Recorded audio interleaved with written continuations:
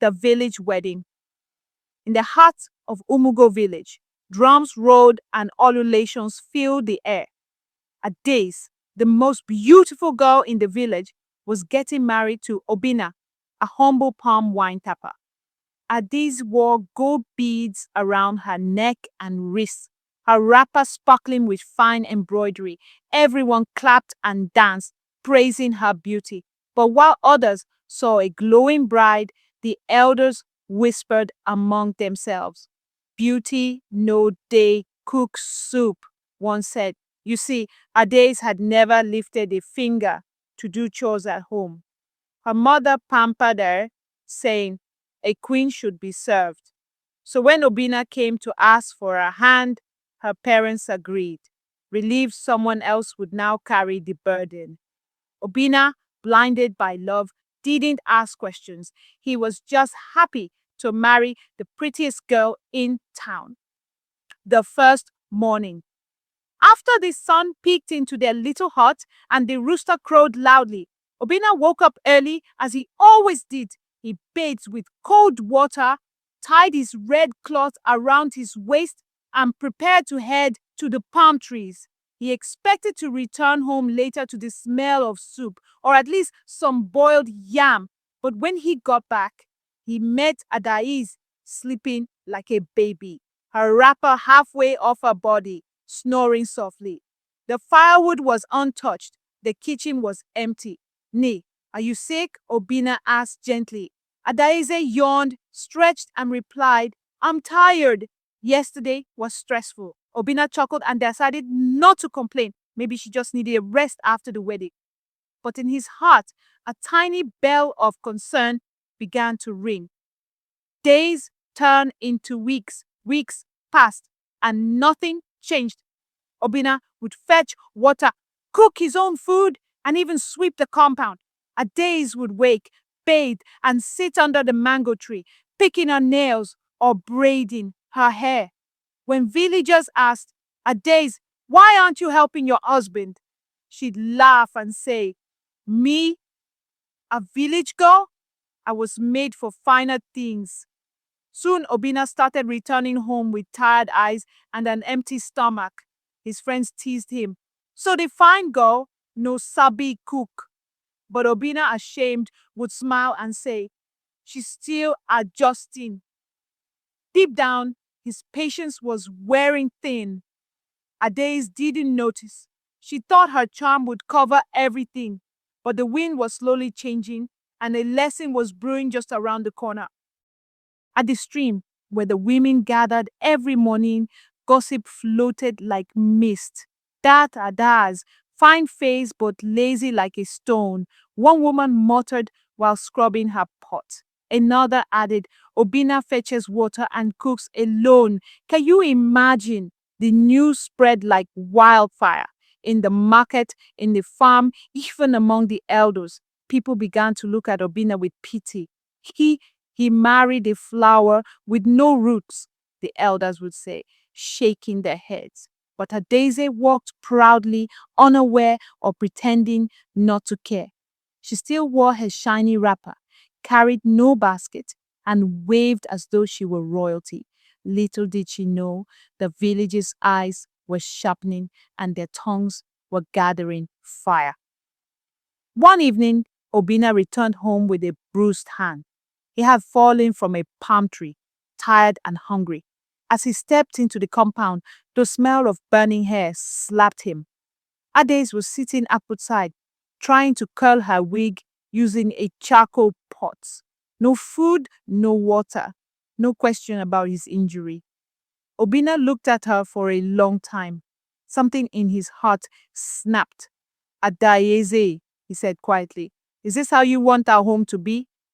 She laughed. You're the man. Do your work. Obinna said nothing. That night he didn't eat. He sat on the cold floor, staring at the ceiling, his mind running like a river in the rainy season. The next day, Mama and Kechi, an old widow who raised 7 children alone, knocked on their door. She entered like a storm. Adaeze, do you think marriage is fashion parade? Your husband is not your houseboy. Adaeze frowned and crossed her arms. Mama, is it your marriage? But Mama Nkechi was not moved. It is my business when a daughter of this land shames us with her laziness. She pointed her finger. A woman who does not build her home will watch it crumble. She turned to Obinna and said, My son, wake up. There's only so much a man can carry. Then she left, leaving the house thick with silence. For the first time, Adaeze felt something stir. Guilt? Fear? She wasn't sure, but the wind had shifted. After Mama Nkechi's visit, the heart was quiet like a graveyard. Obinna barely spoke. He would wake early, do his chores, eat alone, and sleep without a word. Adaeze noticed, but pride kept her mouth shut. Still, something inside her itched. No more playful teasing, no my love or warm eyes. Just silence. Cold, sharp silence. She tried to distract herself, combing her hair, polishing her nails, but it didn't help. For the first time, Adaeze began to miss Obinna's attention. She picked at him while he worked, wondering what he was thinking. One night, she finally asked, Are you angry with me? Obinna looked at her and said, I'm tired. That hit differently. Not angry, just tired. Adaeze didn't sleep that night.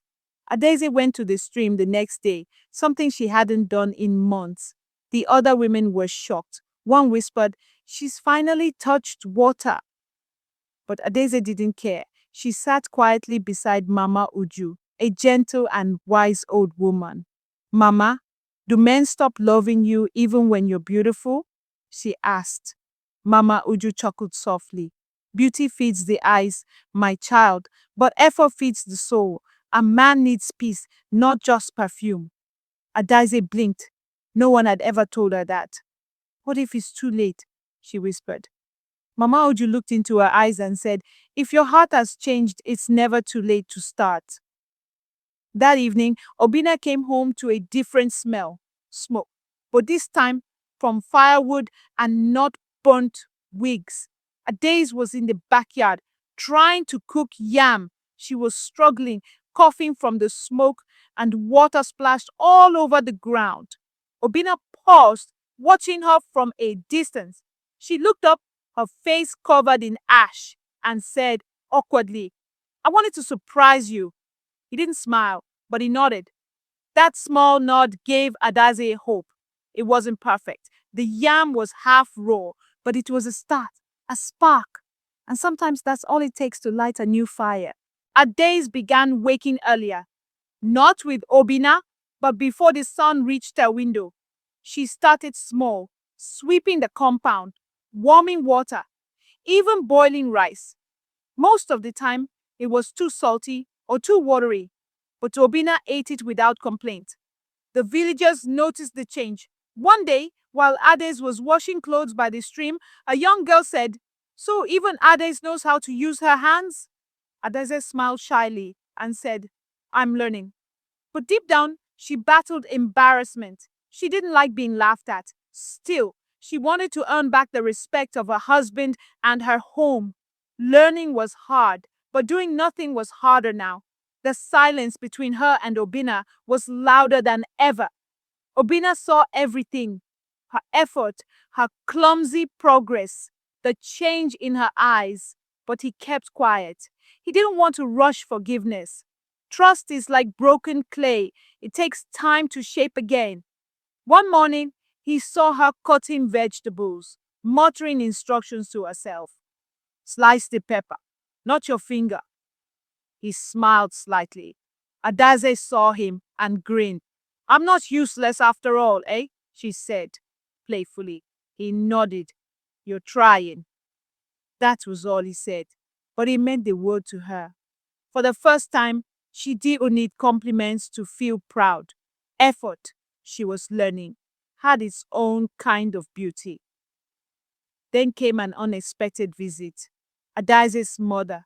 She walked into the compound with wide eyes, shocked to see her daughter pounding yam with real sweat dripping down her face. What is this? Adaeze, why are you suffering like this? she screamed. Adaeze wiped her brow and calmly said, I'm not suffering, Mama. I'm building. Her mother was speechless. Since when did you become a village woman? But Adaeze smiled and replied, Since I realized beauty can't cook food or hold a marriage together. Her mother stared at her daughter, the same one she used to pamper, and saw someone new, stronger, wiser, and maybe, just maybe, happier. The rainy season came early that year. One night, thunder cracked the sky and heavy rain poured down. Obinna and Adaeze were fast asleep when water started dripping from their roof. First slowly, then like a leaking pot. Obinna rushed to move their mats, but the water soaked everything. Adaeze grabbed a calabash to catch the leaks. Together, they worked through the night. When morning came, they sat in silence, tired and wet. Adaeze looked around their small, messy hut and whispered, We need to fix this place. Obinna nodded. For the first time, they were facing struggle not as strangers in the same house, but as partners in the same fight. The village's annual palm wine festival approached, and Obinna was selected to serve the guests with his famous brew. Adaeze surprised everyone by stepping up to help. She wore a simple wrapper, no heavy makeup, and helped arrange palm cups and food trays. People watched, stunned. Is that not Obinna's wife? They asked. She they serve people. The chief himself smiled and said, Ah, beauty and humility together? That is the real blessing. Obinna looked at his wife differently that day. Not just as a woman he loved, but as a woman who was finally walking beside him, not behind or ahead. But peace doesn't stay long. One evening, Obinna's old friend, Emenike, visited and spoke carelessly. So Adaeze finally decided to act like a wife. Took long enough. Adaeze heard from the window. The words stung. That night, she cried quietly, the old shame washing over her again. Obinna saw her, walked over and held her hand. People will talk, he said, but you've changed. I see it. Let them carry old stories. We're writing a new one. Adaeze looked up, tears still on her cheeks, and smiled. This time, not the smile of a girl who wanted praise, but the smile of a woman who had earned her place. A few weeks later, Adaeze was preparing yam porridge when her neighbor, Nena, dropped by. Nena had heard about Adaze's transformation and came to see it for herself. She sat in the shade, watching as Adaeze worked the mortar and pestle with surprising ease. You're becoming the woman I wish I was, Nena said, her voice filled with admiration. Adaeze laughed softly, wiping her hands on her wrapper. It's not easy, she said, but it's worth it. I want to give my family more than just beauty. Nena smiled. Maybe I should learn a thing or two from you. Adaeze didn't answer immediately. She was still learning herself. But one thing was clear. She was no longer the girl who hid from work. She was a woman who took pride in it. Obinna and Adaeze decided to visit the elders to seek their blessing. As they sat under the shade of the large tree, Elder Ifeanyi spoke. Obinna, I see you've come a long way with this marriage, but Adaeze, I see something more. You've started to carry the weight of this home.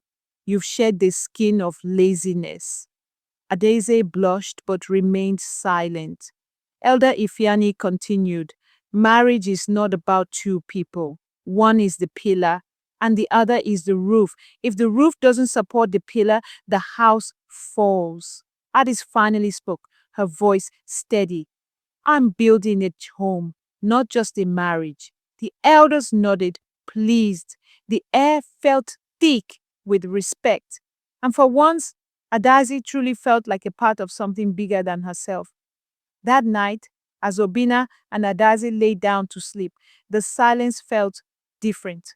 The weight of the past, the mistakes, and the doubts that once hung between them had lifted. Obinna turned to her and said softly, Adaeze, you've become the woman I always dreamed of, not because of beauty, but because of your strength. Adaeze smiled, her heart swelling. I didn't know how much strength I had until I started using it, she whispered back.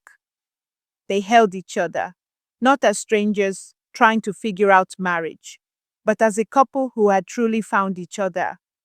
Adaeze had discovered her power, and with it, a new kind of love had blossomed.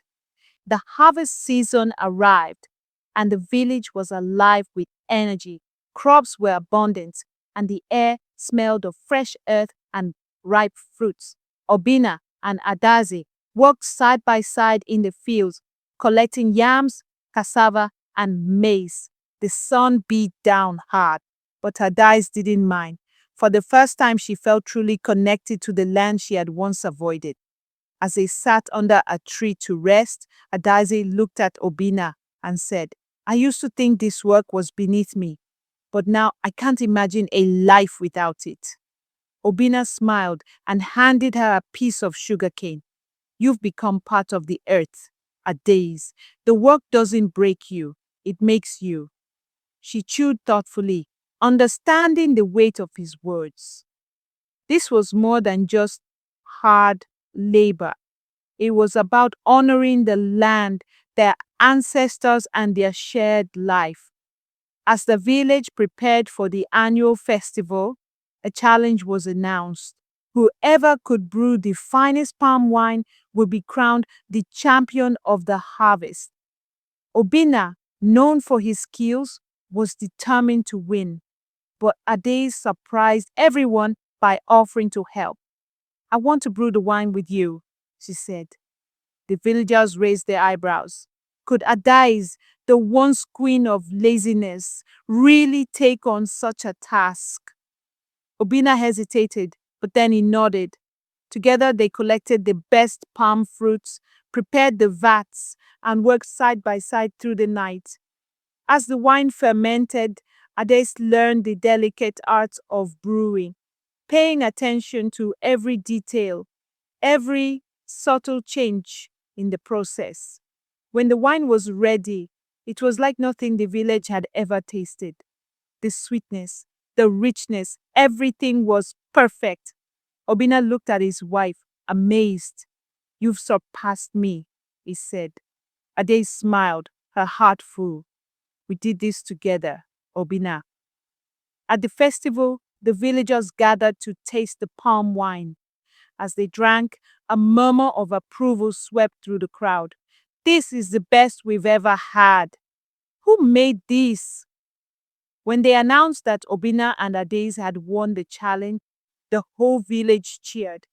The chief placed a crown of palm fronds on Adaeze's head and said, This woman has proven herself, not by beauty, but by the strength of her hands and heart. Adaeze stood tall, her eyes shining with pride. Obinna placed his hand on her shoulder and whispered, You're the real champion. In that moment, Adaeze knew she had won more than just a competition. She had earned respect, love, and a place in her marriage that she had never imagined. The morning after the festival was quiet, peaceful even. Adaeze woke up early, just as the sun started to rise. She stepped outside and looked around at the land they had worked so hard to cultivate. The air felt different. It felt like her hard work had finally connected her to something deeper, something older. As Obinna stepped out, he smiled when he saw her standing there, gazing at the morning light. What's on your mind? He asked. Adaeze turned to him and said, I think I'm finally at peace with who I am. I don't need anyone to tell me I'm enough anymore. I know it. Obinna took her hand in his. And you are more than enough, he whispered. The world around them was quiet, but their hearts were speaking louder than ever. Mama Nkechi, arrived a few days later.